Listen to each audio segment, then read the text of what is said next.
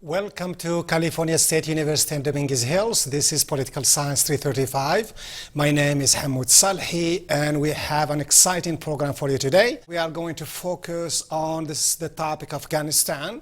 And there we're going to have Dr. Zaman Stanizai, who is going to join us, give us his expertise on the United States foreign policy in that region, the war, the domestic forces, and any other issues that you want to raise. Our topic is Afghanistan. The United States war in Afghanistan, what are its root causes, where is it going, and so on and so forth. With me in the studio is Dr. Stanizai, Zaman Stanizai. Dr. Stanizai has earned his PhD and master's degrees in political science from the University of Southern California in Los Angeles. And as a Fulbright scholar, he has earned an MA in linguistics at the University of Washington in Seattle. Dr. Stanizai has engaged in extensive postdoctoral study in Sufism and mysticism, concentrating on the philosophical underpinnings of Ibn Arabi's work and a didactic analysis of the Rumi's poetry. His literary work consisted of traditional Persian and Pashto poetry, with a cross-pollination of that style into modern English verses. A published poet himself, he has translated the works of Rumi and Hafiz into English. He teaches Islamic tradition and imaginal perspectives at the Pacifica Graduate Institute in Santa Barbara, California. May I call you Zaman? Sure. Okay, Zaman. Welcome to the... Anytime. It's a pleasure having you here. Nice to be here. You're also from Afghanistan. Yes. So we are very lucky to have you.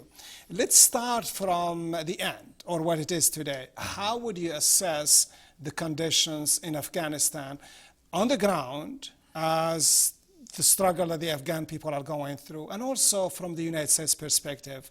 And let's begin from the Afghan perspective. And as you know, our listeners will call us with phone calls if they have any questions.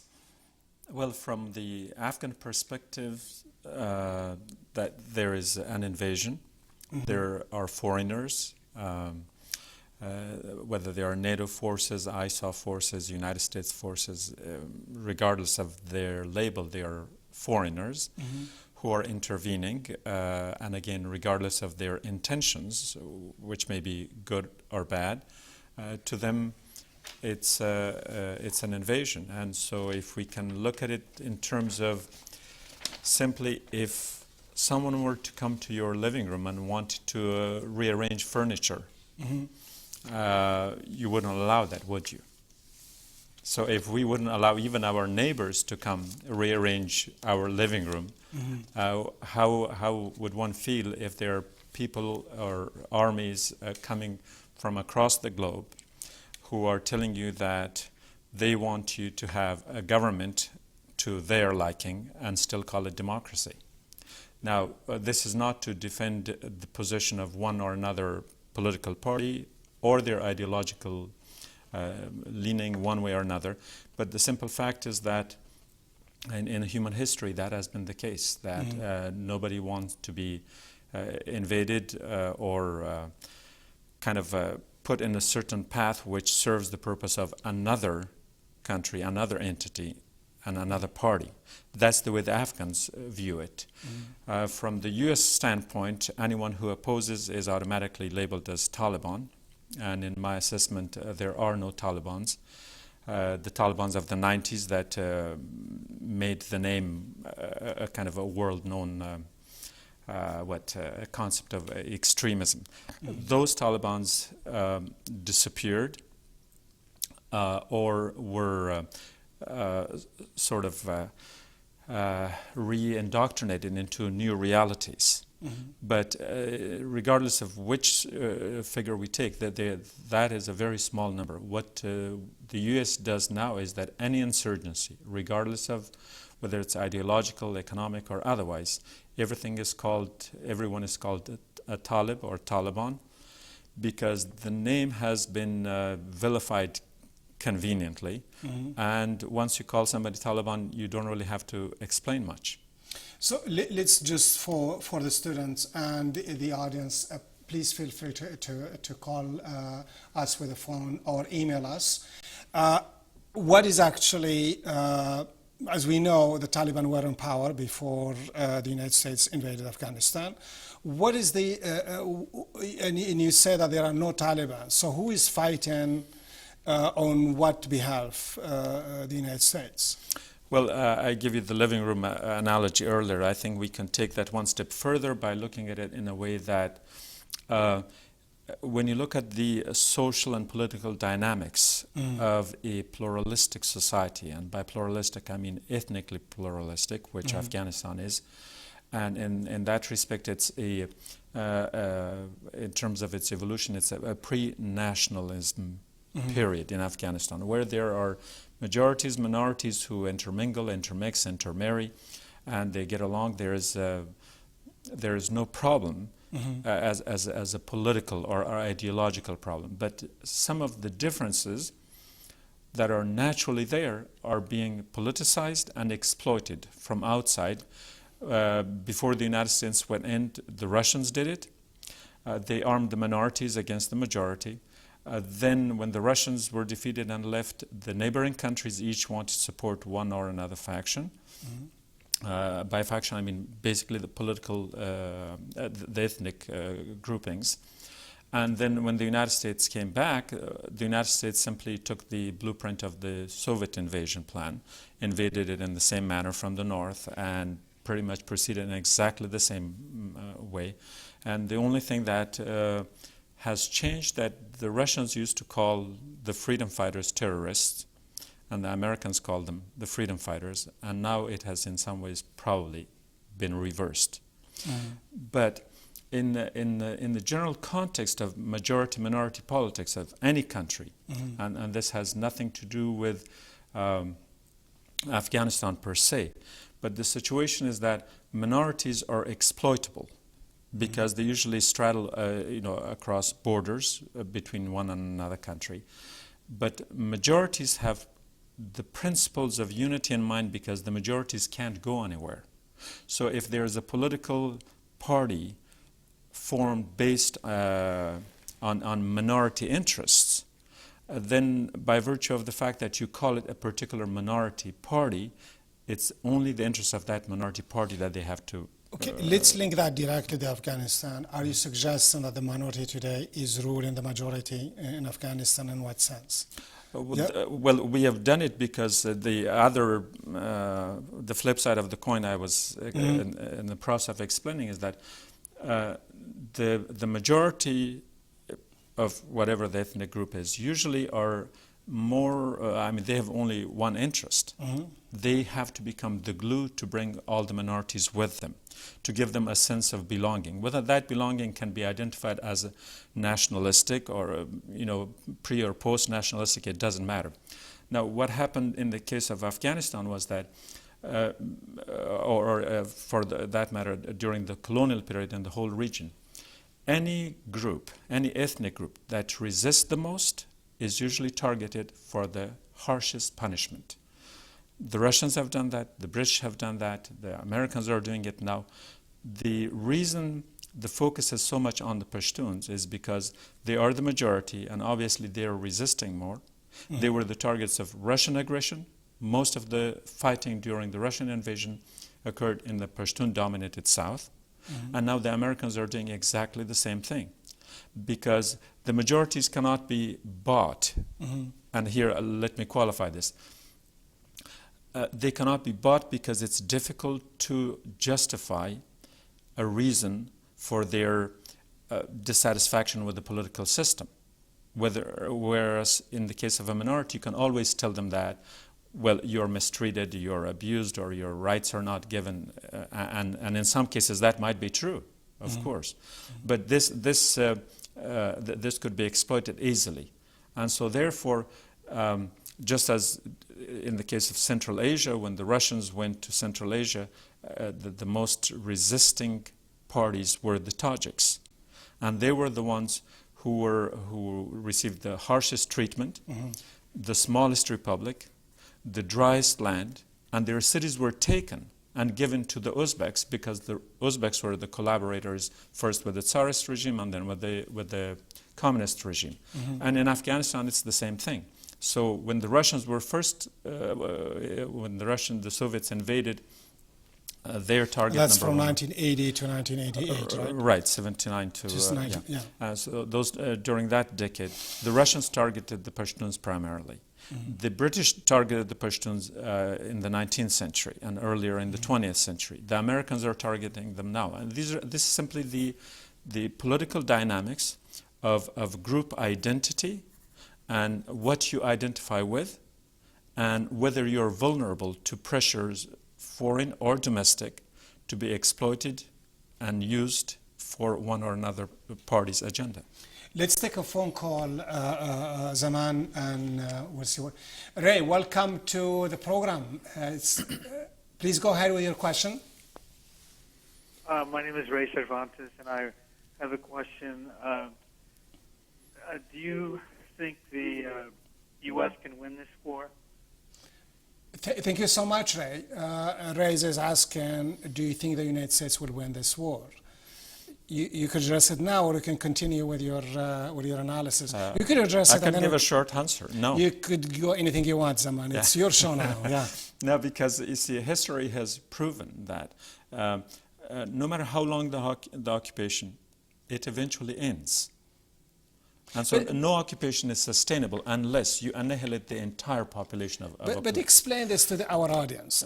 This is, yeah, I know. In the case of Afghanistan, it's special because since the time of the Archimedes and Alexander and Genghis Khan and Tamerlane and then the British Empire, I mean, when you look at the tally of the invaders, and they were not little kids around the block. They were the superpowers of their time. Yeah. Okay, each one of these names that I mentioned, they were the superpowers of their time, just like the Soviet Union, and at least militarily speaking, the Red Army was the biggest in the world at the time, and now the Americans are. And so one is the basic principle that no occupation could ever last. The second thing is the resilience of the people. Okay. And in the case of Afghanistan, it's a mountainous country. The geography helps the people. And also it's a traditional society. And if we go to a good, accurate definition of democracy, if it's a government of the people, for the people, and by the people, then those people's wills should not be ignored. People could question the American addiction to gun ownership and say, this is not even the trait of a civilized society. To have so many guns and so much crime committed.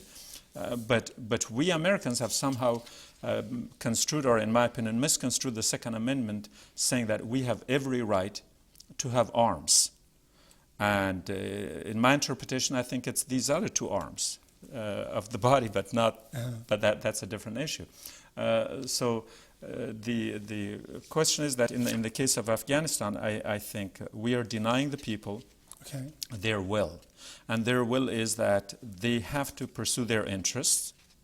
And many of the reforms that we are thinking we are taking there are based on a recipe that is made in the State Department. We are imposing our will on a people. That is not the definition of democracy. The more, I mean, we could truly be democratic within our own country. But no matter how good our ideas are, the minute we impose them on some other country, it violates the principle of democracy because it does not reflect the wishes of that other society upon which we are imposing. Let's read Liza Mary's comment and probably your reaction. I'm very impressed with the analogy of rearranging living room furniture. You already make an impression on the students. This is excellent. It makes the side of liberated, in quotation mark, very clear and easy to see from their point of view. Thank you for sharing. Related to that, what the United States say, this is just for our viewer, we liberated Afghanistan from Al-Qaeda or the Taliban oppressive rules. We established a democratic government, elected person, Karzai, and and then things didn't work out. There are, there is something in there in the Afghan society that is too corrupted. That if we are able to establish a military force and the Afghan come together and establish a military force, we'll leave. So in other words, what the United States position is that we really did something good here. We established a democracy. Is it? I think there's an old colonial, an argument of the period of colonialism, which is when the Europeans invaded Africa and Asia and elsewhere, they tried to create the need of their presence after they had already invaded. And they were telling the people, look, we would leave your countries any minute, but only if you are capable to rule yourselves, we will do that. And they are using the same argument in Afghanistan. Let me give you an example. In 1960s, when Afghanistan was somehow in the context of a peaceful coexistence, or peaceful competition rather, between the Soviet Union and the United States, the East and the West blocs, Afghanistan had a democracy. And let me give you some highlights of it. Afghanistan was the only country in the world with an all PhD cabinet. 1960s. 1960s. An all PhD cabinet. Afghanistan had 4 women senators. The United States did not. Even then, Kabul had 26 daily newspapers. Sorry, some of them are weekly. 26 newspapers. New York didn't have that. This is in the 60s. Afghanistan was so, quote-unquote, democratic in the sense of being tolerant of different views, that it was the only country in the world with 3, not 1, but 3 different communist parties. I wouldn't mention the other ones. Even the Soviet Union or China would not allow more than the one that they endorsed. Yeah. But Afghanistan had 3. Now, it was in this kind of in a that context, were the Communist Party allied to any outside forces, or were they independent? Well, of course. When it comes to ideological tendency, of course, the communists were supported by the, the foreign allies. Yes. But they were in existence. Sure, we had social democrats, we had Islamists, we had all these different factions. There were demonstrations. They were going to the parliament. I mean, we had the democracy. Okay. That without any foreign intervention, without anyone wanting it to be there. Then what happened? What happened was that the United States and the Soviet Union wanted to have this competition to try to lure Afghanistan into one or the other camp. Okay. Baghdad, Sito, Sento, Warsaw, and all these. Oh, those are alliances. Alliances that military camps. Some were, the Western alliances were for the containment of communism, and of course the Warsaw Pact was in response to that. Okay. And what Afghanistan did that somehow politically they were the masters of diplomacy, that they were able, at least for a time, to play off the East Bloc against the West, and they remained neutral. And some foreign aid was pouring into the country, but that did not exceed $1 billion in 10 years. Which was the source of the foreign aid? Where was it coming from? I mean, the Russians were helping, Americans were helping, the French, the British, all countries were helping a little bit, but hoping that Afghanistan would change sides. But Afghanistan could not afford it, being right on the border of the Soviet Union. Now, to compare that with the democracy that the United States took to Afghanistan, well, continue on that path. I mean, we're seeing this independent country, very fully democratic, it plays, neutral, if you stand perhaps a non-aligned, positive neutrality in international But Afghanistan was not only just a member of the non-alliance movement, it was one of the founding members of the four or five founding members, which included Prime Minister Dawood of Afghanistan, Tito of Yugoslavia, Suharto of Yugoslavia, and Nehru of India. So it was a prime mover in a way of this non-aligned movement, which eventually became the 77 and all that. But in the 50s and 60s, Afghanistan was at the forefront of it. Yeah. And then came the 70s. What happened? Then what happened was that when the two sides, the East and the West, were finally convinced that there is no way that we can budge Afghanistan from its position, because Afghanistan was using the leverage of one against the other, not that it had its own military strength, then the United States gave up. it gave up too soon and too quickly, and simply considered Afghanistan outside of its orbit or the region of its interest. The zone of influence. And instead concentrated on supporting Pakistan and Iran, which were the other two neighbors, and that would in a way still contain communism with a little buffer zone which was Afghanistan. And when this happened, the Russians became a little more aggressive with their policies, and the communist parties in Afghanistan received a lot more support, politically, ideologically, and in every other way. And eventually they took over. And every time they were taking over, the Russian policy was based on the following.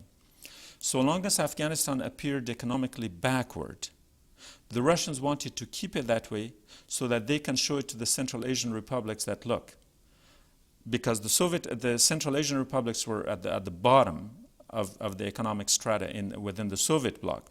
But Afghanistan was even lower than that on its own. And so they were trying to showcase Afghanistan that, look, communism is better than non-communism. That was the Soviet policy, to make sure Afghanistan stays that way.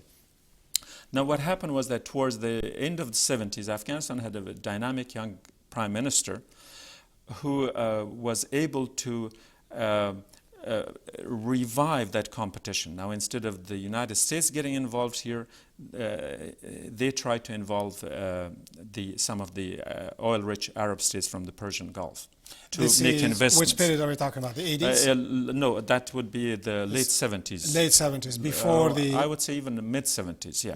This is before the invasion of the Soviet Right, Union. no, way before that. Before that, okay. Now, when this happened, that the resources that had dried up from the West, from the United States... Foreign aid, all of that. Yeah. Now, this was substituted with resources from Iran Soviet, and from the Persian Gulf. Okay. And when you they know, started... some of our Arab friends may not like it when you say Persian Gulf, right? Yes, but that is a geographic identity, not a political one. Okay, continue. You're the master on this. Yeah. So what happened was that then the Soviets didn't like this idea because they could not match the generous donations of the Arab states and the Iranians. Iran alone was willing to pour in $1 billion for the extension of a highway to the Persian Gulf.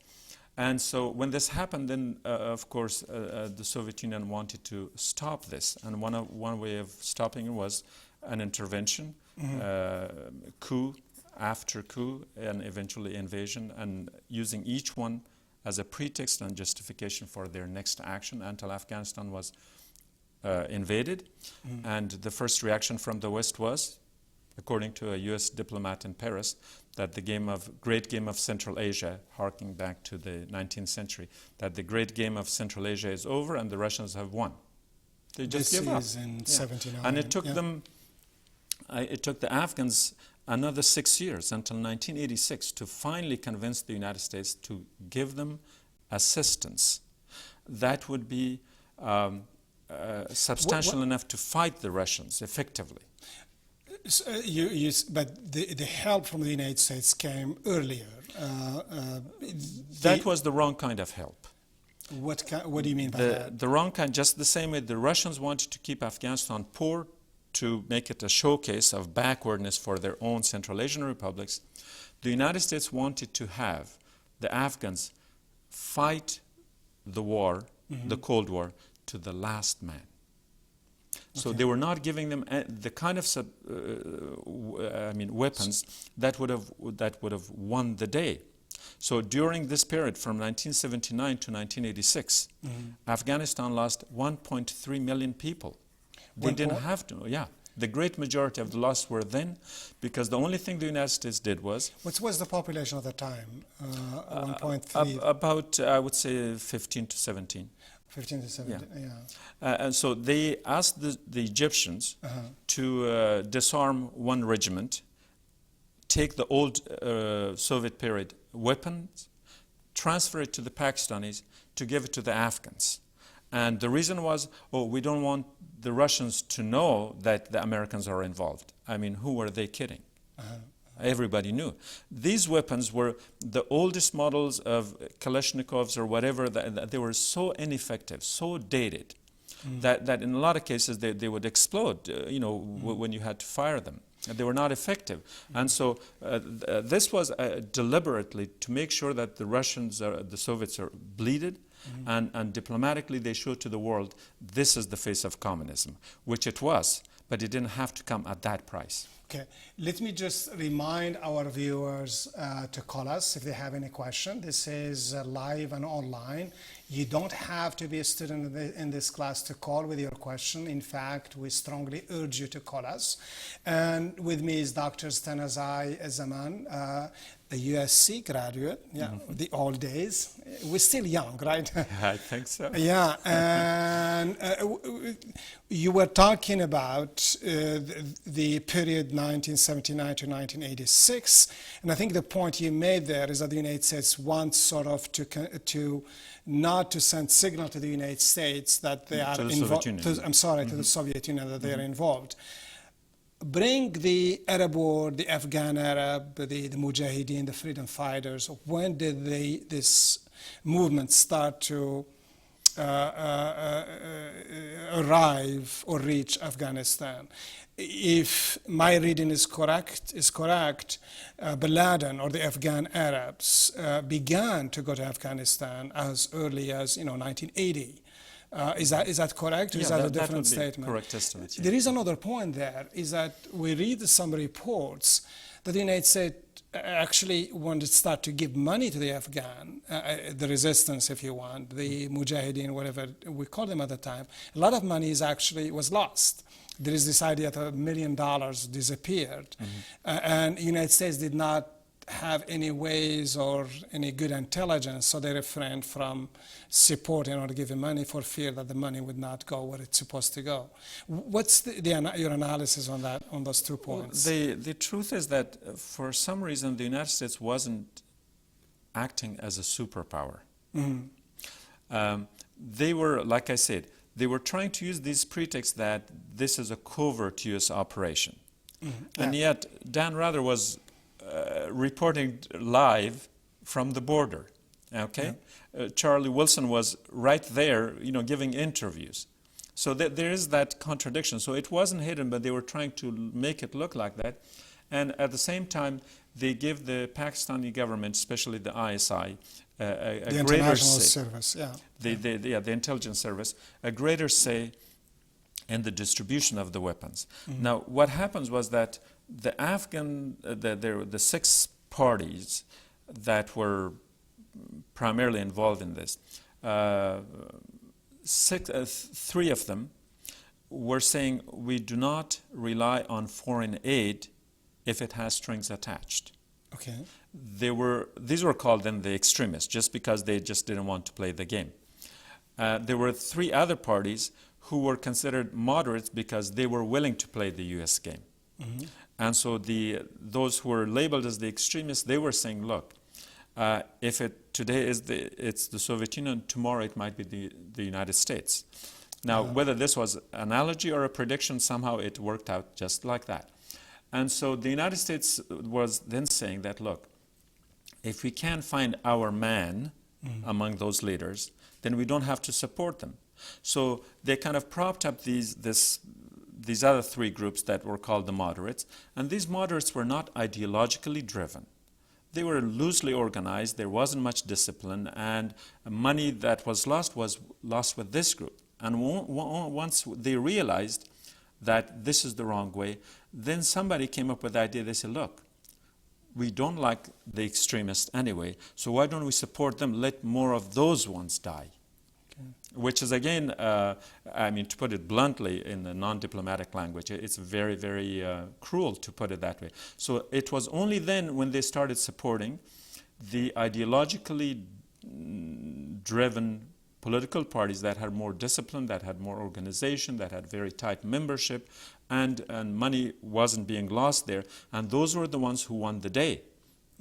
And when they won, then the very first thing the United States did was that we made a deal with the Soviet Union.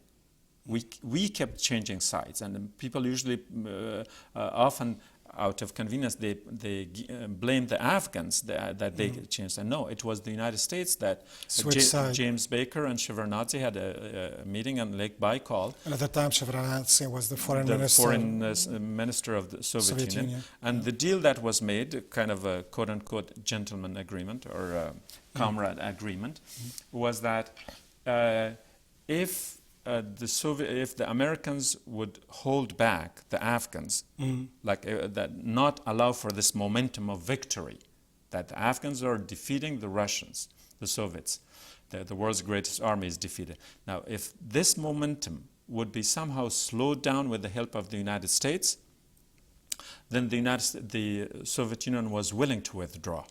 That they were willing to withdraw, they knew they had lost, but they didn't want this battle to continue right into the Soviet territory. And we Americans sold out the Afghans by agreeing to that, and we sent the Afghans on a sort of a suicide mission. A group of 20 hardline Mujahideen fighters were sent directly on the Jalalabad airport on the pretext that you guys go establish a territory inside Afghanistan so we can recognize you. And they run over this minefield, and the majority of them died. And this gave the communist government in Kabul, the strength that, wow, these Mujahideen that we thought they were so invulnerable, they are not so. We can defeat them. And then instead of that transfer of power that could have taken place in 1 or 2 weeks, that lingered on for another 3 years, and more killing continued. Let's take a phone call, and then we'll come back to more discussion. Please go ahead. Taimur, welcome to the class. Please, what's your question? Yes, hello. My name is Taimur, and I'm calling from Studio. Can you speak up a little bit, Taimur? Yes, I am. My name is Taimur, and I'm calling from Studio City, California. And the question I have for the doctor is, given the current situation in Afghanistan and the complications involving different countries playing roles in Afghanistan, including Iran and Pakistan in particular, what does the doctor see as the long-term solution? I mean, what should we be doing at this juncture in the complicated process? Thank you so much, Taimur, and please keep watching. Taimur's question is clear? I think the long-term solution. The long-term solution is that so long as the countries of the superpowers and the countries of the region, if they have not recognized that the people of Afghanistan have to have a government on their terms that reflect their interests, and we do not fan these differences of majorities and minorities and this whole thing which is simply a pretext for occupation. If this doesn't happen, the Afghan society, ethnically speaking, and in some way even sectarian differences, they are so closely interwoven that it's impossible to separate unless you substitute the national identity of an Afghan and make it subservient to the ethnic identity, which are the cards they are playing, that the ethnic groups are given prominence and promise, and they are kind of directed against the majority, who I explained that earlier. And in this case, what happened is that it's the game of the Soviets who played it, that they created a civil war that didn't exist in the first place, and now Americans are playing that same civil war in a way. In a way, what you're suggesting is that what we are doing is that we're promoting ethnicity, and down the road there is a chance that those ethnic groups will see a division of Afghanistan, the same kind of discussion or the plan that we've seen unfolding in Iraq, where you have Kurd states, and so you see that's a possibility. It's something that is happening right now. They are arming the majority of the armed forces are non-Pashtuns. The officer corps is more than 80% non-Pashtun, and these people are given weapons, and they are sent to the Pashtun areas, to the front line. Yes. Now, what do you think is going to happen? Whether it's 1 year, 2 year, 5 year down the line, the foreigners will be gone. And it would just need a sparkle of a match to create another civil war. But I hope that will not happen, like I said, because the society is so integrated that will not happen. But this is the fallacy. What you were saying earlier, that the Americans are saying that the Afghan government is so corrupt and this and that. The Afghan government was not corrupt. We corrupted it. Number one, when Afghanistan was invaded before the Taliban, the CIA chief, and not the chief, but people from the CIA went with bundles of money and they bought the minorities. Yeah. When the government was formed, right now half of Karzai's cabinet is on the payroll of the CIA. The Americans wanted to create a middle class in a society that is economically way at the bottom. And how do you create a middle class? Through corruption. I went to the Kabul University. A professor in Kabul University has $50 salary. $50. And there are kids at that time running around doing translation and other work for the Americans or the NGOs. They were getting over $500 salary at that time. And now the professor salary may have doubled to $100. But on this other side, people are getting millions and millions of dollars. And that results in not only corruption of the government operation, but in creating a dichotomy where the poor Social becomes division. and the gap between the rich and the poor is reaching a very intolerable level. That politics aside, there is a potential for an eruption, just like in Tunisia, as soon as or whenever the foreign powers leave. Because you have in one part of the city, they are bringing marble stones, airlifted from around the world, to bring basically private palaces. To build private palaces, yeah. Yeah, for the same people that we have brought to power, the corrupt leaders. And you go to the other part of the city, in Afghanistan, we had a saying that there were never graveyards of starvation. This was an Afghan saying. Meaning that that people will never starve because there people always food. Yeah. There was always food. Yes, poor quality, not very nutritious, but there was always food. Yeah. And people were generous within the context of their ability, whether out of religious conviction or whatever. So nobody was starving. But now people will be starving because the have and have-nots dichotomy is so lopsided. So let's take a phone call, and thanks again for calling us. This is Dominguez Health TV, and welcome to the program, Roya. How are you doing? Yes, hi. I'm good, thank you. How are you? Perfect. I have a question. My question is, because Afghanistan's warlords have caused so much chaos and so much trouble, I want to know why the government is not doing more than what I don't know if what they're doing is enough, but why are they not doing something more to get rid of the warlords? Thank you, Roya. It's a pleasure. Please keep up watching and call us. We appreciate it. We come almost to the end, so you have to shorten your answers. Well, the question is the euphemism. Yes. Just like every person that the minute we kill, it automatically becomes a Taliban. A lot of the leaders are painted with a broad brush as warlords. These were the same people that were the freedom fighters. Yes, they were in the 80s. In the 80s. Yeah. And now that we don't like them, now they become warlords. The terrorists. But in 2000, when we needed them, it was those very same warlords that we either bought or bribed or supported.